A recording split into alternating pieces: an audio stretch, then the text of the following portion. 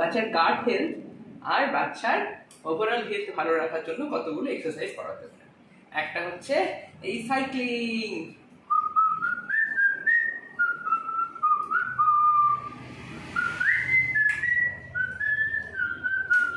এটা পা দুটো এরকম ফাঁকা করে পেটের সামনে,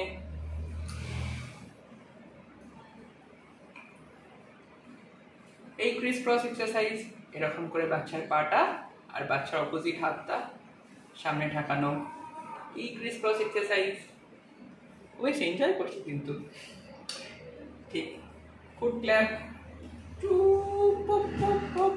তাই তাই তাই মামা বাড়ি যায়, আর হাত দুটো সামনে, এই ইয়া ইনকলাব জিন্দাবাদ, ইনকলাব জিন্দাবাদ, ইনকলাব জিন্দাবাদ। এ ভাই ভাই ভাই ভাই ভাই ভাই ভাই ভাই ভাই ভাই ভাই ভাই, আর হাত আর পা দুটো ধরে রোলিং করানো একটু, হাঁটো হাঁটো হাঁটো, roll roll roll roll roll roll roll roll roll roll.